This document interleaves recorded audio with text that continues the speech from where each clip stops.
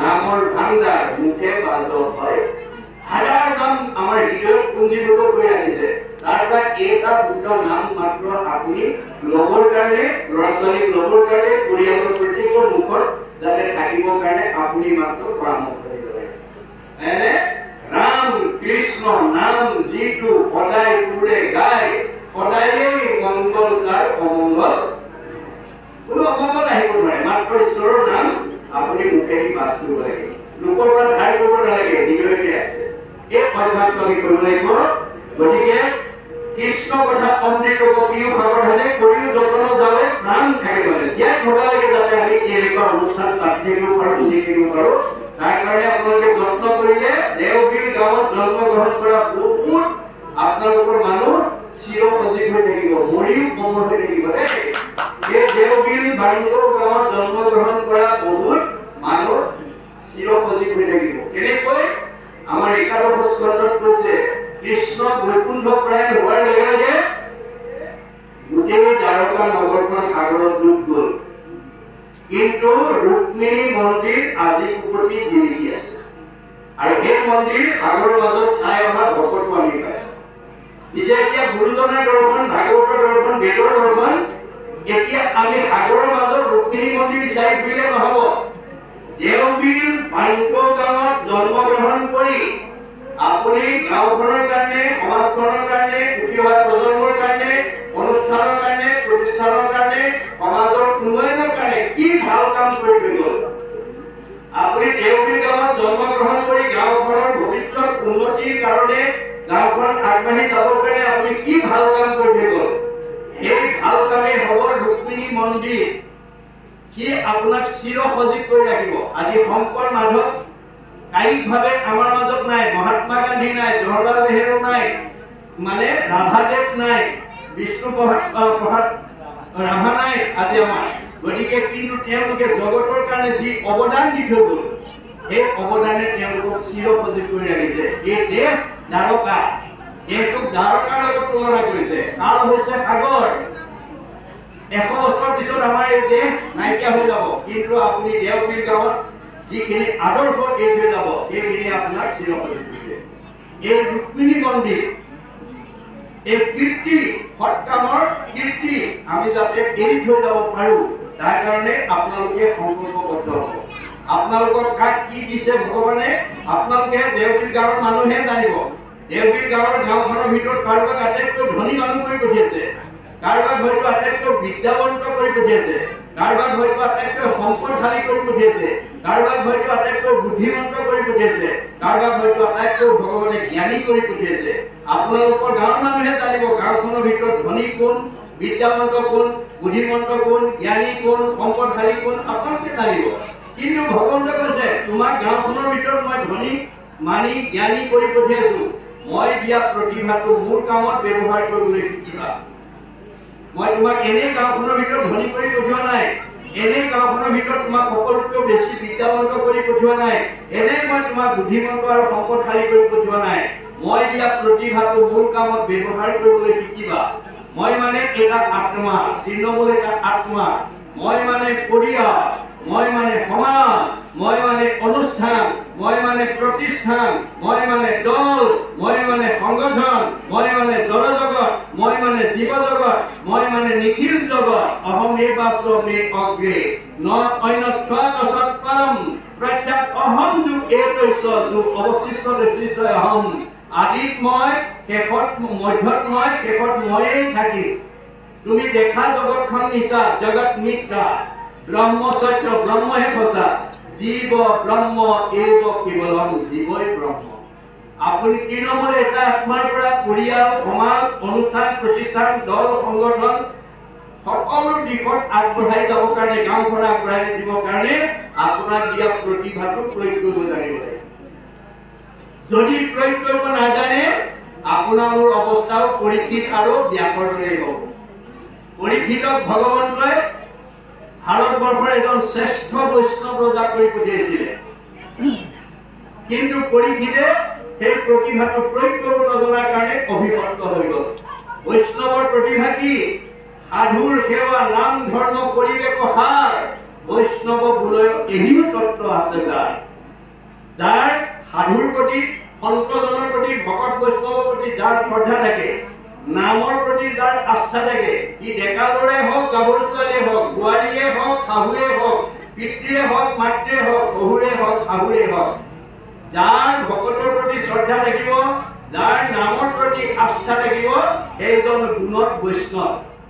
বৈষ্ণৱৰ দ্বিতীয় বৈশিষ্ট্য এনেকৈ নামঘৰত একেলগে বহাৰ পিছত শাস্ত্ৰ শুনিবলৈ, নাম গাবলৈ, পাঠ শুনিবলৈ ধৰ্মালোচনী সভাত বহাৰ পিছত বৈষ্ণৱ গুণ সম্পন্ন ব্যক্তিয়ে ঘৰুৱা কথা নাপাতে, ধন টকা পইচাৰ কথা নাপাতে, ইন্দ্ৰিয় সুখ ভোগৰ কথা নাপাতে, চাহ তামোলৰ কথা নাপাতে। কি পাতিব? লিখা বাক্য নবুলিব, নামাতিব নিচা, কৃষ্ণ কথা শুনিবলৈ কৰিব ইচ্ছা। বৈষ্ণৱ গুণ সম্পন্ন ব্যক্তিয়ে কেনেকৈ কৃষ্ণৰ কথা এটা শুনি মই জীয়াই থাকোঁতে শান্তি আৰু মৰিলে সদ্গতি পাব পাৰো, তাৰ কাৰণে সদায় কৃষ্ণ কথা শুনিবৰ কাৰণে অনুৰাগী হৈ থাকে। অন্যতম আন এটা বৈশিষ্ট্য কি? যে প্ৰাণ নকৰিব প্ৰাণী হিংসা মনে একোজন, সদায় চিন্তিব মাত্ৰ কৃষ্ণৰ চৰণ। বৈষ্ণৱ গুণ সম্পন্ন ব্যক্তিয়ে প্ৰাণী হিংসা নকৰে আৰু সদায় কৃষ্ণ কথা শুনিবৰ কাৰণে অনুৰাগী হৈ থাকে। পৰীক্ষিতে সেইখিনিতে ভুল কৰি দিলে। কি ভুল কৰিলে? প্ৰাণী হিংসা কৰিবলৈ গুচি গ'ল, অৰ্থাৎ পহু মাৰিবৰ কাৰণে গুচি গ'ল। পাপকৃত্য হ'ল, পহুৰ পিছে পিছে দৌৰি দৌৰি পিয়াহত কণ্ঠ শুকাই শ্ৰমিক ঋষিৰ আশ্ৰমত পানী বিচাৰি সোমাল।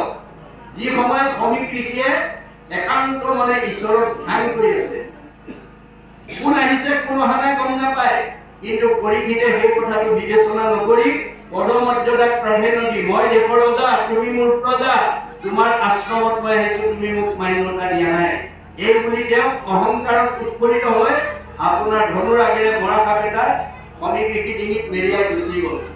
খবৰটো তেওঁ খেলি থকা পুত্ৰ চিংগিপুলি কৰ্ণগোচৰ হোৱাৰ লগে লগে দৌৰি আহি দেখিলে দেউতাকৰ ডিঙিত কোনোবাই মৰা সাপ মাৰি গৈছে। তেওঁ খঙত একো নাই হৈ লগে লগে অভিশাপ দিলে, মোৰ দেউতাৰ ডিঙিত যোনে এনেকৈ মৰা সাপ মাৰিছে, এই তক্ষকে তেওঁ 7 দিনত দংশন কৰি মাৰিব।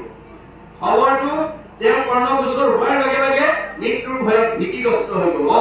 মই অভিশপ্ত হলো, মোক 7 দিনত তক্ষকে দংশন কৰিব, মোৰ মৃত্যু অনিবাৰ্য। নাই, মোৰ এই সপ্তবিধ পৃথিৱী কোনে পৰিচালনা কৰিব? পুতেক জন্মেজক মাতি ক'লে, উপায় মই অভিশপ্ত হলো, মোক 7 দিনত তক্ষকে দংশন কৰিব, মোৰ মৃত্যু অনিবাৰ্য।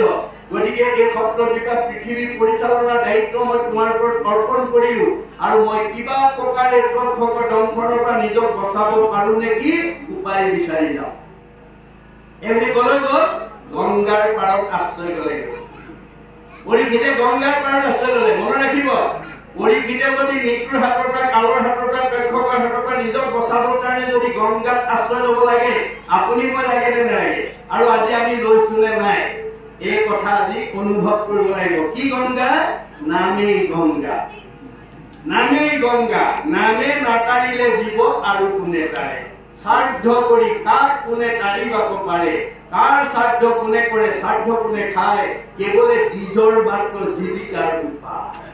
এক শ্ৰেণী বুদ্ধিজীৱী মানুহে তাৰ জীৱিকা পথে লৈ আছে, মৰাৰ পিছত কাৰো পিতৃ মাতৃ শ্ৰাদ্ধ খাবলৈ নাহে। খবৰটো পোৱাৰ লগে লগে ৰাজ্যৰ দেৱঋষি, ৰাজঋষি, ব্ৰহ্মঋষি, ঋষিলোকে প্ৰমুখ্য কৰি গণ্য মান্যসকল পৰীক্ষিতৰ সন্মুখত আহি উপস্থিত হ'ল খবৰ ল'বৰ কাৰণে। এই কথাটোৱে আমাক কি শিকাইছে? যে বামতল দেওবিল বামতল গাঁৱৰ চাৰিসীমাত বিভিন্ন জাতি জনগোষ্ঠী, বিভিন্ন পৰিয়াল, বিভিন্ন বংশৰ, বিভিন্ন ধৰ্মৰ, বিভিন্ন মানে জাতিৰ মানুহ থাকিব পাৰে। জাতিৰ ভিন্নতা থাকিব পাৰে, ধৰ্ম ভিন্নতা থাকিব পাৰে, ভাষাৰ ভিন্নতা থাকিব পাৰে, পৰিয়ালৰ ভিন্নতা থাকিব পাৰে, বংশৰ ভিন্নতা থাকিব পাৰে, কিন্তু আত্মাৰ ভিন্নতা নাই। দেওবিল বামতল গাঁৱৰ চাৰিসীমাত বসবাস কৰি থকা সকলো জীৱ তোমাৰ একে অংশ। আমি সব ভগৱানৰ অংশ জীৱ দেই। আত্মা দৃষ্টিত আমাৰ কাৰো পাৰ্থক্য নাই, দেহৰহে পাৰ্থক্য আছে, আত্মাৰ পাৰ্থক্য নাই। গতিকে পৰীক্ষিতক যেনেকৈ খবৰ ল'বৰ কাৰণে সকলো সমবেত হ'ল, এই দেওবিল বামতল গাঁৱত কাৰোবাৰ বিপদ হ'লে আপোনালোকেও তেনেকৈ খবৰ এটা লোৱাটো মানৱীয় ধৰ্ম। মনত ৰাখিব কথা, আধ্যাত্মিক দৃষ্টিত আমি এটা খবৰ ল'ব লাগে। গতিকে পৰীক্ষিতৰ সন্মুখত সকলোকে দেখাৰ লগে লগে পৰীক্ষিতে সাহস পালে, প্ৰেৰণা পালে আৰু প্ৰশ্ন কৰিলে, কোৱা দেৱঋষি, কোৱা ৰাজঋষি, কোৱা ব্ৰহ্মঋষি, কোৱা ঋষিজ, কোৱা গণ্য মান্যসকল, কি কৰিলে মই তক্ষকৰ দংশনৰ পৰা নিজক বচাব পাৰিম? প্ৰশ্ন কৰিলে।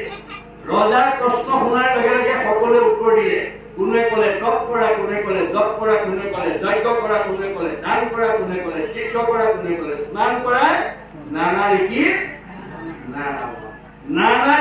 নানা মতে পৰীক্ষিতৰ মৃত্যুৰ ভয় আঁতৰ কৰিব নোৱাৰিলে। কিয়? কাৰণটো একাদশ স্কন্ধ ভাগৱতত মহাপুৰুষে লিখি থৈ গৈছে।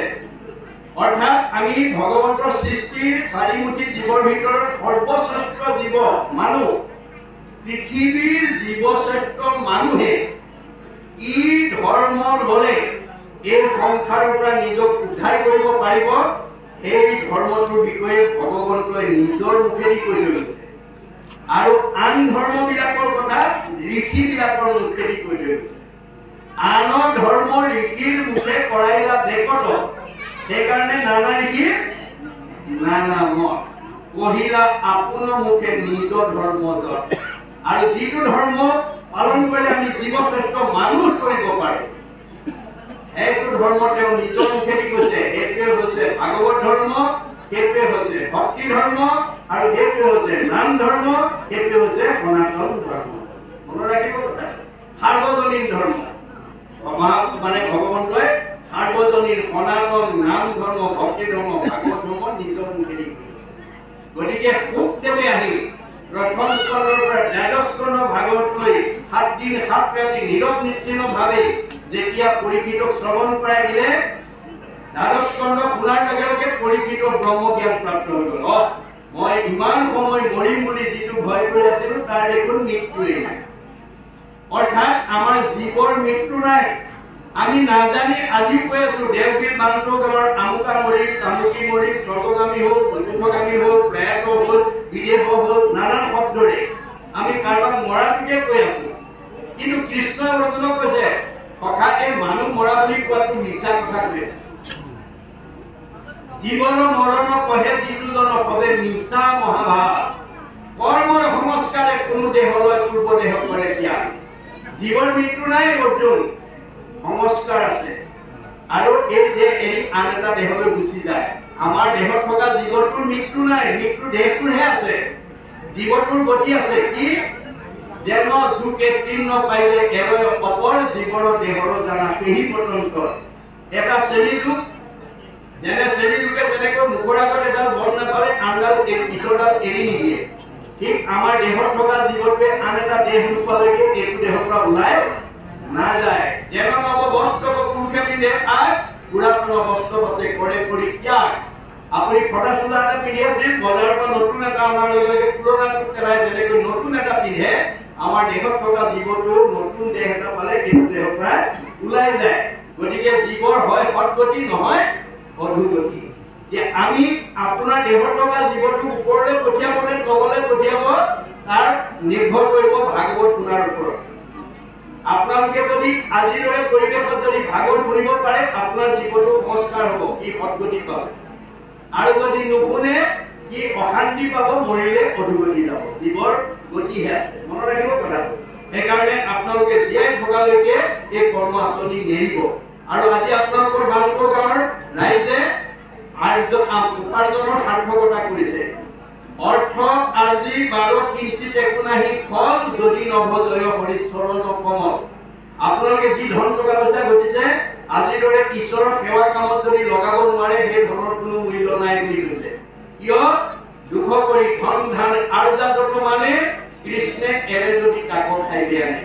আপুনি যিমান টকা ঘটি পেলাই পাছবুকত ফিক্স ডিপজিট কৰি থৈ নাযাওক, কিংবা যিদিনাখন কৃষ্ণ আমাৰ দেহৰ পৰা ওলাই গুচি যাব, সেইদিনা আপুনি ফিক্স ডিপজিটত থোৱা ধনবিলাক নমিনীয়ে উলিয়াই খাই থাকিব, আপুনি খাবলৈ। গতিকে সেইকাৰণে কৈছে নিজ হস্তে আৰ্জিত যি উপজগন্নাথ, কিছু ব্যয় কৰি হৰিৰ সেৱা।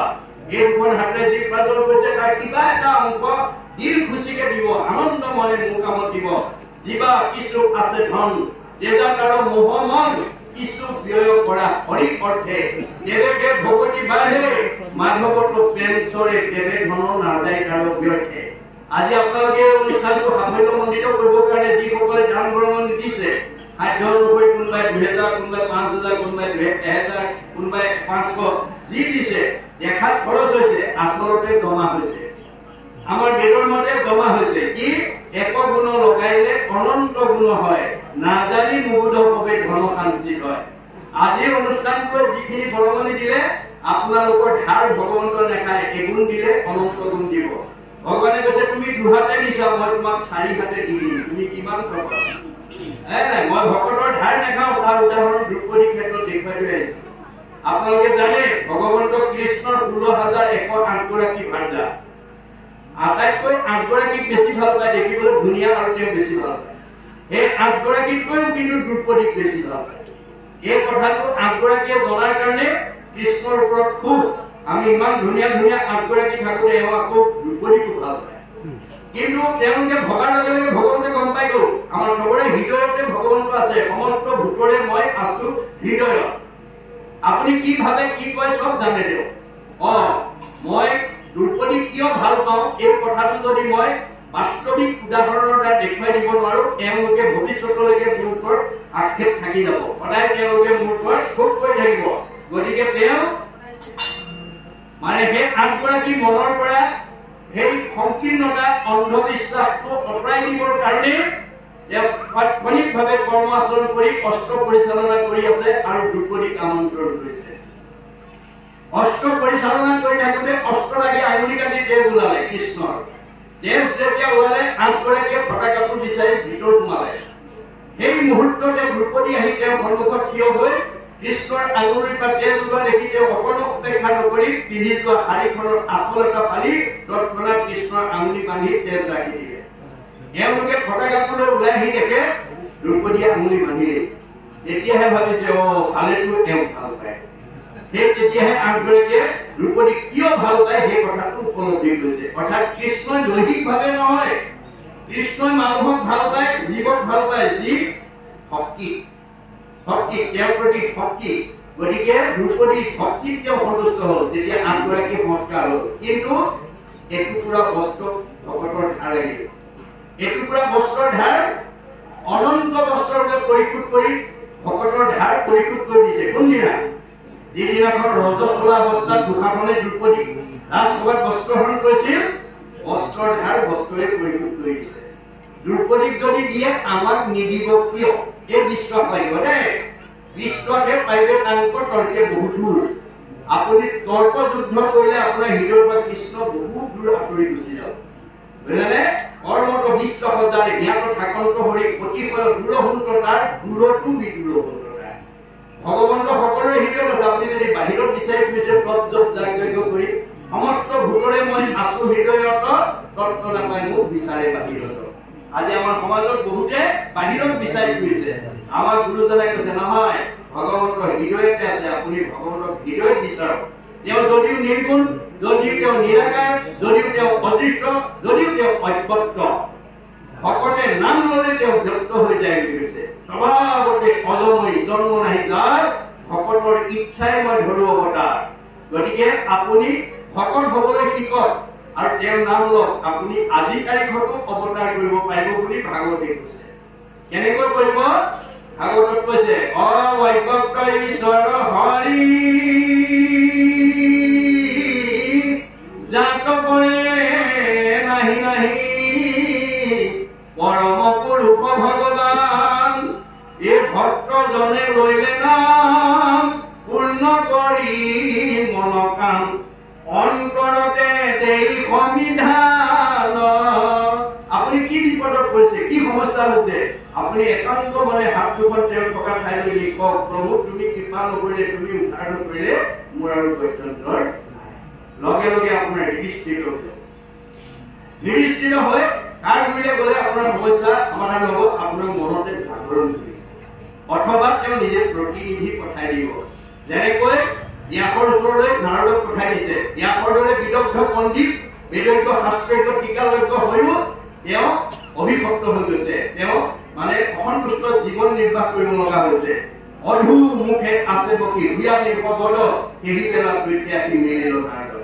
ব্যাসৰ দৰে বিদগ্ধ পণ্ডিত, যি বেদজ্ঞ শাস্ত্ৰজ্ঞ টীকালজ্ঞ, ধ্যানত ভগৱানক সাক্ষাৎ কৰিব পৰা দক্ষতা ব্যক্তি, কিন্তু অথচ তেওঁ মন মাৰি বহি থাকিব লগা হৈছে। কৰবাত ভুল কৰি গৈছে তেওঁ। গতিকে তেওঁ ভাবি চিন্তি নাপালে মোৰ কিয় মনলৈ অশান্তি আহিছে। অধু মুখে আছে বকি ভূয়ালি পবন কেমিকেল প্ৰত্যাকি মিলিল নাৰদ নাৰদ কৈছে যোৱা মোৰ ভকত বিপদত পৰিছে ক'ত ভুল কৰিলে আঙুলিয়াই দিয়া আহি গ'ল নাৰদ কেনেকৈ হাতে বিনা যন্ত্ৰ মুখে ৰাম নাম হৃদয়ত কৃষ্ণ মূৰ্তি স্ফূৰ্তি বিশ্ৰাম নাৰায়ণ নাৰায়ণ কৰি আহি গ'ল অহাৰ লগে লগে নাৰদৰ জ্যোতিষ্ময় ৰূপ দেখি হৰ্ষিত হৈ আহা আহা দেৱৰীকি বুলি পাদ্য অৰ্ঘ্যৰ আচৰণি কৰি আসনত বহুৱাই উদ্দেশ্য সুধিছে পাদ্য অৰ্ঘ্য মনত ৰাখিব আমাৰ বেদৰ মতে আপোনাৰ ঘৰলৈ অহা আলহী অতিথি ভকত বৈষ্ণৱক পাদ্য মানে ভৰি ধোৱা পানী অৰ্ঘ্য মানে মুখ ধোৱা পানী বেদৰ মতে ভৰি ধোৱা পানীয়ে মুখ ধুবলৈ দিব নালাগে মুখ ধোৱা পানীটো বেলেগটো পাত্ৰ ৰাখিব লাগে গতিকে আমি নজনাৰ কাৰণে বহুতৰে ভৰি ধোৱা পানীয়ে মুখ ধুব দি আছো সেইটো সংস্কাৰ কৰিব বেদৰ মতে আমি ভৰি ধোৱা পানীয়ে মুখ ধুবলৈ দিব নালাগে আৰু বহুৱাই লৈ সেৱা এটা নকৰাকৈ উদ্দেশ্য ব্যাখ্যা সুধিব নালাগে আমাৰ বহুতে নাজানি পেলাই চোতালতে সোধে কেলে আহিছিলে এই বাপক লগ কৰিব আহিছিলো নহয় বোলে বাপ নাই নহয় ক'ত গ'ল এই মাত্ৰ বজাৰ কৰিবলৈ ওলাই হয় নেকি বোলে হয় তেনেহ'লে যাওঁ বিপৰীত যোৱাকে আমাৰ বহুতে চোতালতে খেলে তেনেকুৱা নকৰিব দেই আপোনালোকৰ ঘৰলৈ ওচৰৰ আলহী হওক বা আঁতৰৰ আলহী হওক প্ৰথমতে আহক আহক বুলি মাতি গৃহস্থী ধৰ্ম নিয়ম অনুসৰি কৰ্তনৰ পূৰ্বেই ল'ব কাৰণ এতিয়া আপোনালোকৰ ঘৰলৈ ভগৱন্ত কৃষ্ণ বৈকুণ্ঠপতিয়ে আহি পেলাই আপোনাৰ ল'ৰা ছোৱালীকেইটা পঢ়া শুনাত ভাল হওক পৰীক্ষাত ভাল হ'ব ঘৰখন মংগল হওক তোমালোকৰ সকলোৰে শান্তি হওক বুলি ভগৱন্তই আহি পেলাই কাৰো ঘৰত কাৰো সমাজত আশীৰ্বাদ নিদিয়ে কোনে দিব আমাৰ ভাগৱতত কৈছে হৰিৰ মূৰ্তিক হৰি ভক্তক দেখিবা ভক্তি অনুৰূপে তাৰ প্ৰীতি আচৰিবা সমস্ত ভূততে আছে ভগৱান কেনিবাবি সবাকো কৰিবা বহুমান মই ভগৱান সকলোতে আছে কিন্তু মূৰ্তি মন্ত্ৰ হৈ ভকতত আছে গতিকে ভকতক বহুৱাই লৈ আশীৰ্বাদ ল'লে ভকতে আশীৰ্বাদ দিলে ভজনৰ আশীৰ্বাদে মিলে কৃষ্ণৰ প্ৰসাদ কৃষ্ণই কৃপা কৰিব আপোনাৰ মাক বাপেকেহে জানিব স্কুললৈ পঠিওৱা ল'ৰাটোৰ ক'ত দুৰ্বলতা আছে ইংৰাজী দুৰ্বলতা নে অংকৰ দুৰ্বলতা নে সমাজ অধ্যয়নৰ দুৰ্বলতা নে বিজ্ঞানৰ দুৰ্বলতা নে ছবিৰ দুৰ্বলতা নে মাক বাপেকেহে জানিব কিন্তু আমাৰ ভাগৱতে কৈছে তুমি ল'ৰাটো বা ছোৱালীজনীৰ পঢ়াৰ দুৰ্বলতা বুলি জানিলেই নহ'ব তুমি তাক সবলতালৈ উত্তৰণ কৰাৰ পদ্ধতিটো জানিব লাগিব কেনেকৈ তোমাৰ ঘৰলৈ অহা আলহী অতিথি ভকত বৈষ্ণৱক যদি তুমি এটা সেৱা ল'ব পাৰা আশীৰ্বাদ ল'ব পাৰা দৈৱকে যদি সাধুৰ সংগ পায় নিশ্চয় জানা তাহাৰৰ স্বভাৱৰ দূৰত হয় আপোনাৰ ঘৰলৈ অহা আলহী অতিথিৰ ওচৰত ল'ৰা ছোৱালীকেইটা আনি ক'ত ক'ত কাৰ কি দুৰ্বলতা বা আশীৰ্বাদ অকণমান দিয়ক ল'ৰাটো ইংৰাজীত পঢ়ে ছোৱালীজনী সংকট কৰে 10জনে যদি মূৰত হাত দি কয় ঈশ্বৰে কৃপা কৰিব ভালকে কৰিবা ঈশ্বৰ তোমাক মংগল কৰিব ভাল হয় স্বজনৰ আশীৰ্বাদে মিলে কৃষ্ণৰ কথা এতিয়া কলি যুগৰ মানুহে পোনপটীয়াকৈ বৈকুণ্ঠপতি কৃষ্ণক নাপায় কেনেকৈ পাব আমাৰ গীতা ভাগৱতে কৈছে কৃষ্ণক পাইবালৈ জানা ভকতিহে পন্থ ইহাকক কহে গীতা ভাগৱত গ্ৰন্থ ভক্তিৰ মাধ্যমেৰে আমি ভগৱন্তক পাব লাগিব ভকতি ক'ত কৰিব লাগিব ভকতক ভকতি দানে কৰো গুৰু দায়াতনে অধিক ভকতক ভকতি কৰিব লাগিব ভগৱন্তক ভকত বৎস মনত ৰাখিব ভগৱন্তক ভকত বৎস গতিকে ভকতক ভগৱন্তে ভাল পায় আৰু ভকতৰ কথা সদায় তেওঁ মানি চলে উদ্ধৱত যাবৰ সময়ত কৈছে ব্ৰহ্মা হৰ হলাইত লক্ষ্মী প্ৰিয় দায়া হেৰা উদ্ধৱ মই ব্ৰহ্মাকো ভাল পাওঁ দাদা বলভদ্ৰকো ভাল পাওঁ শিৱকো ভাল পাওঁ এওঁলোক তিনিজনতকৈ মোৰ ভাৰ্যা লক্ষীক মই বেছি ভাল পাওঁ লক্ষীতকৈও পৰম সুন্দৰ কৰ দেখাই টুকায়া মোৰ নিজৰ ভাৰ্যাজনীতকৈও মোৰ নিজৰ দেহটোক ভাল পাওঁ আৰু নিজৰ দেহটোতকৈও সবাতোক অধিক তুমি মোৰ প্ৰিয়তম নাহি আন বান্ধৱ উদ্ধৱ তুমি কম মোৰ নিজৰ দেহটোতকৈ মই তোমাক ভাল পাওঁ অৰ্থাৎ ভকতক ভাল পায় মনত ৰাখিব ভগৱন্তই নিজতকৈও ভকতক ভাল পায় সেই ভকতৰ যদি আপোনালোকৰ ঘৰত পদধূলি পৰে ঘৰ পবিত্ৰ হ'বলৈ নহয় হ'ব গতিকে ভকতৰ পাৰিলেতো সদায় পদধূলি কৰিব লাগে নোৱাৰিলে সপ্তাহত নোৱাৰিলে পষেকত নোৱাৰিলে মাহেকত নোৱাৰিলে 3 মাহত নোৱাৰিলে 6 মাহত নোৱাৰিলে বছৰেকত এবাৰ হ'লেও আমি গৃহস্থী ধৰ্ম মানুহ হিচাপে মানে বছৰত এবাৰ হ'লেও 10জন ভকত শক্তি অনুসাৰী কাৰোবাৰ অৱস্থা ভাল 100জন মাৰিছে কাৰোবাৰ অৱস্থাতে 10জনক মাতি আনি নাম অকণমান কৰক ঘৰখন পবিত্ৰ হ'ব আৰু যাৰ ঘৰত বছৰত এবাৰো ভক্তৰ পদধূলি নকৰে বিষ্ণু প্ৰভুৱে কৈছে তাহাৰ গৃহত মুহি উপগত একান্ত হৰি ভকত তাৰ গৃহত অৰ্পৰ আলয় বহন কৰ কিছু মত যাৰ ঘৰত ভগতৰ পদধূলি নপৰে সেইখন সাপৰ গাত, সেইখনত আলৈ আহুকাল ক্ৰোধ বেমাৰ আজাৰ মুক্ত হ'ব। মনত ৰাখিব কথা, আমাৰ ভাগৱতে সকলো পদ্ধতিৰ কথা কৈছে, নীতিৰ কথা কৈ আছে। গতিকে এতিয়া কৈছে কৃষ্ণৰ চৰণে কৰি অশেষ প্ৰণতি অচ্যুতৰ কিংকৰ শংকৰ নিগৰতি। গতিকে কৃষ্ণই নিজকে মানে শংকৰৰূপে আহি তেওঁক কৃষ্ণৰ দাস কিংকৰ বুলি দায়িত্ব ভাৱেৰে প্ৰকাশ কৰিছে। মনত ৰাখিবনে? আমি সদায় ভক্তি পথত কৰ্ম পথত দায়িত্ব ভাৱটো থাকিব লাগিব। যাৰ অন্তৰৰ দায়িত্ব ভাৱ নাই তেওঁ সমাজৰ কেতিয়াও প্ৰিয় হ'ব নোৱাৰে। হ'ব পাৰিব আপুনি ধনী মানুহ, হ'ব পাৰিব বিদ্যাৱান, হ'ব পাৰিব সম্পদশালী, আপোনাক সমাজে ভাল নাপাবও পাৰে যদি আপুনি অহংকাৰ ভাৱ বন্ধ কৰে। অহংকাৰ পাঁচটা ৰূপত আহিব, মনত ৰাখিব দেই। জাতি বিদ্যা মহতন্ত্ৰ ৰূপ যৌৱনম এব চ পঞ্চকৰে ভক্তি তন্ত্ৰত।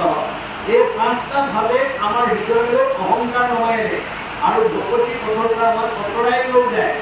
জাতি, মই উচ্চ জাতি বুলি যদি কোনোবাই অহংকাৰ কৰে সি সাধাৰণ মানুহৰ লগত ভক্তি কৰিব নোৱাৰিব। বিদ্যা, মই গাঁওখনৰ ভিতৰত আটাইতকৈ ডিগ্ৰীধাৰী, পুথিগত ডিগ্ৰী মুক্ত আৰু কাৰো নাই, এই বুলি যদি পুথিগত ডিগ্ৰীক লৈ পেলাই কোনোবাই যদি অহংকাৰ কৰে তেওঁ সাধাৰণ মানুহৰ লগত ভক্তি কৰিব নোৱাৰে। মহতন্ত্ৰ, গাঁওখনৰ ভিতৰত মুক্ত ধনী মানুহ আৰু কোনো নাই, এই বুলি যদি পাৰ্থিৱ সম্পদক লৈ কোনোবাই অহংকাৰ কৰে সেইটো মানুহ সাধাৰণ মানুহৰ লগত ভক্তি কৰিব নোৱাৰিব। ৰূপ, চেহেৰা ভাল হ'লেও কিছুমান মানুহ বগা চগা ধুনীয়া হ'লে ক'লা মানুহসকলে নাচাই নামাতে। তেনেকুৱা প্ৰভাৱ আছে যদি এৰিব দেই, তেনেকুৱা প্ৰভাৱ আছে যদি এৰিব। তাৰমানে আপোনাৰ সুন্দৰক বান্দৰ কৰিবলৈ ভগৱানৰ বেছি সময় নালাগে।